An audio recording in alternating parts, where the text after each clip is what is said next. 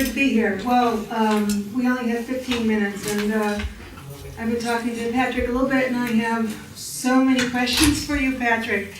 But considering how little time we have, I kind of want to jump right into it. There's a lot of talk lately about ICOs, and there's a lot of excitement around that. I just have a lot of concerns, frankly. Now, the SEC made an announcement in July, and it was talking about, if tokens are used for voting, it's a security. If the tokens have some utility in the application, it's a token, we can use it in initial coin offering, okay? But what I'm seeing is a lot of murky areas. I'm talking to developers that are telling me they're looking at some of the code in these projects, and sometimes all they're seeing is this generic ERC20 token code, right? With a little database and a table, and there's not much more than that. Additionally, there's some real shaky stuff going on in terms of the tech. As you know, MIT, PCI, and BU just announced a big vulnerability report earlier this week with the IOTA, a blockchain that had gotten 500,000 in an ICO, and they are the number 8 on coin market cap. I think they were up to 2 billion, right? So where is the vulnerability was essentially that there was they put out a cryptographic primitive instead of using one of the ones that were already available, and that's just something that doesn't happen in cryptography. Where's the culpability, So, can hopefully, blue? Yeah, maybe? No. No? Okay. Is it on? We'll Take switch. that. Well, so tell us to be loud. I'll try. I don't know if I can be legendary though. Jeez, that's a lot to live up to. I'll try. I mean, it could be legendary, but I hope not in that way, right?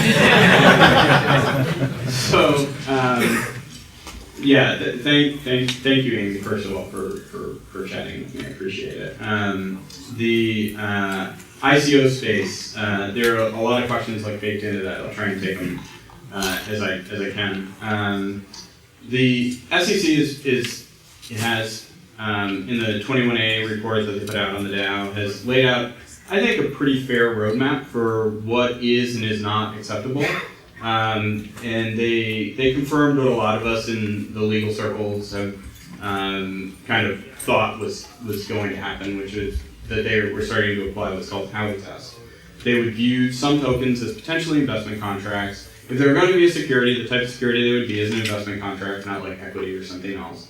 They would apply the Howey test. If you pass the test, you sort of fail at life. If you pass the test, you're a security. If you fail the test, you're not a security. And there are some factors in terms of the test and what constitutes security and what doesn't. Voting is one of the things that may or may not trigger one of those factors and tip it over, but it's not a certain. If you have voting, that doesn't necessarily mean you're definitely a security. In fact, one of the things that's really clear is that it's all going to be a facts and circumstances discussion. The SEC is principles based in this regard.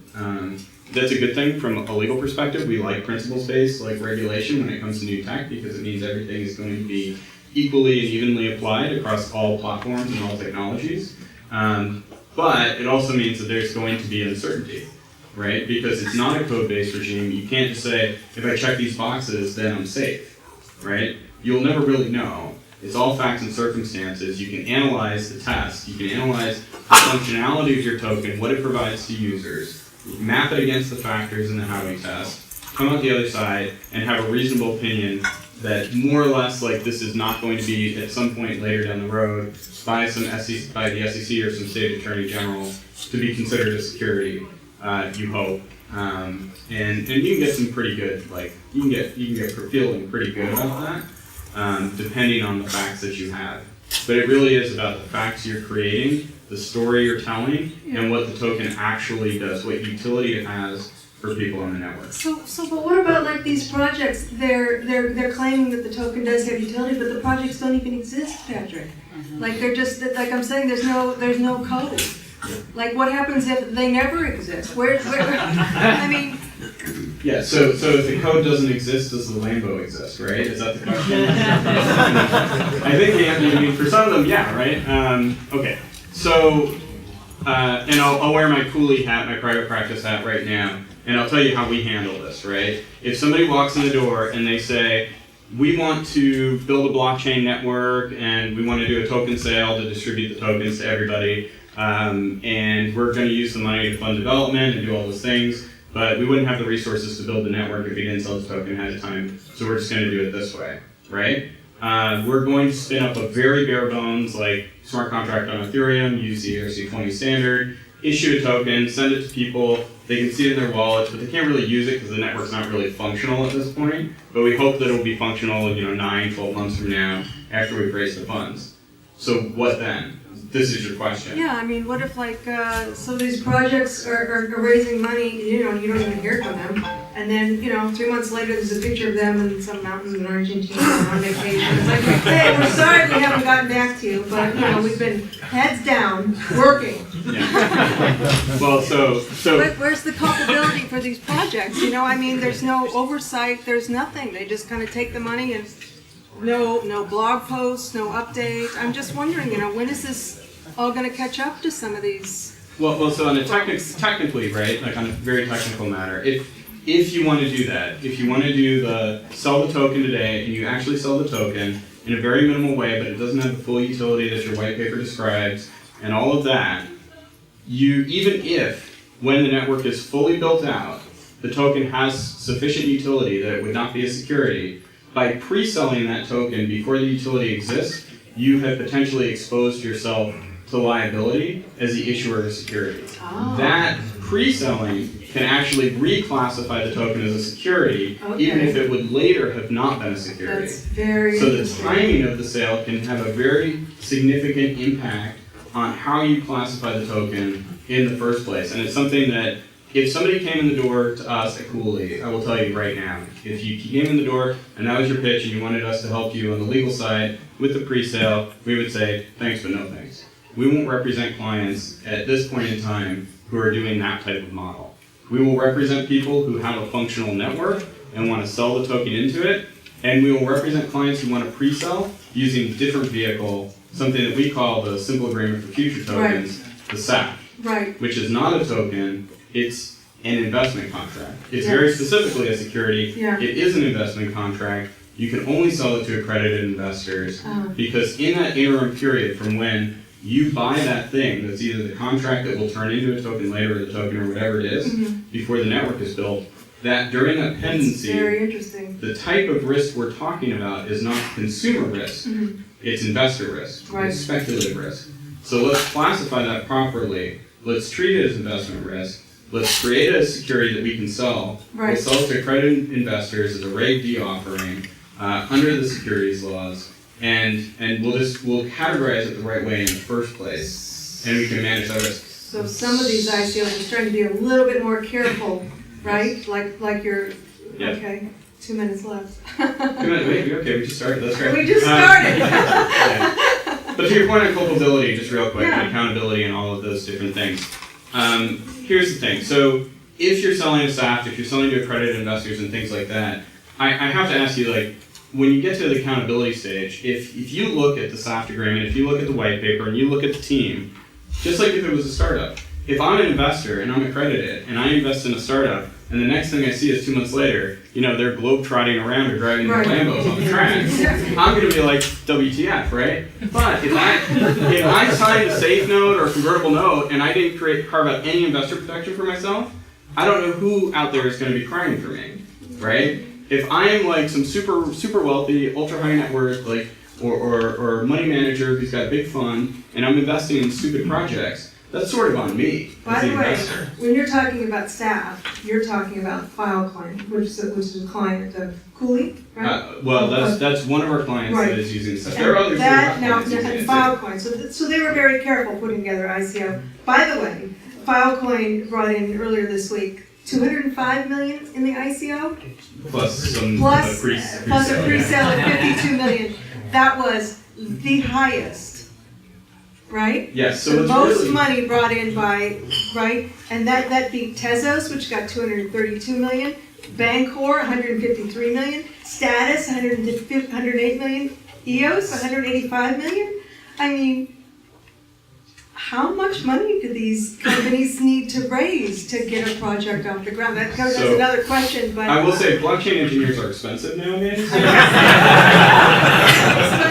But I will say what's really, really interesting, and we're really proud of Filecoin and everything they did, of course. And there are other companies, even non-clients, who are in other firms who support SaaS agreements and things like that. We're really proud of them. But one thing I'm really proud about with Filecoin is it showed the world that you can sell these instruments only to accredited investors, right? You can sell it within the guidelines, within the regulatory framework for securities laws. Right? Do all your KYC, accreditation, certifications, all those different things, and still set the records. Oh, okay. You don't have to do it in some way where you're trying to skirt regulations to raise the funds you need. There's plenty of money doing it the right way within the proper framework. Okay, well, I could ask you a dozen more questions this evening. I'm not going to get a chance to. Are we out of time? We have 1 minute left? Yeah, one question. Oh, one question left? What about the companies like IOTA that MIT did their research on? That number 8, $2 billion currency, cryptocurrency. $2 billion. And after they put that out in the wild, then we find out that there's, a hole in their, how they secure user funds. That kind of careless development. Where's the? I think with IOTA it raises from a legal perspective, it raises one really big interesting question, which is, and it's really not resolved at the moment, which is this. If you do things that, would violate basically the basic norms of standard security practices and stuff like that, rolling your own hashing algorithm. Does everybody know hashing algorithms? Yeah, they rolled their own crypto, which is kind of a big no-no. Yeah, and of course it was easily broken, it was in all of that stuff, and anyways. They're also. How many ternary developers are in the room, right? Exactly. No. Was there one? Did I see one? Okay. They're still using that hash algorithm. They got rid of it in their digital signatures, but they're still using it in other parts of their protocol. And they had replaced the digital signatures with a variant of SHA-3. SHA-3, right. Which is the standard. But not a ternary version. It's still kind of why can't they just use best practices? But anyhow. Right. But so the question is if you're clearly as a developer doing things that are outside the bounds of what the norms are, right?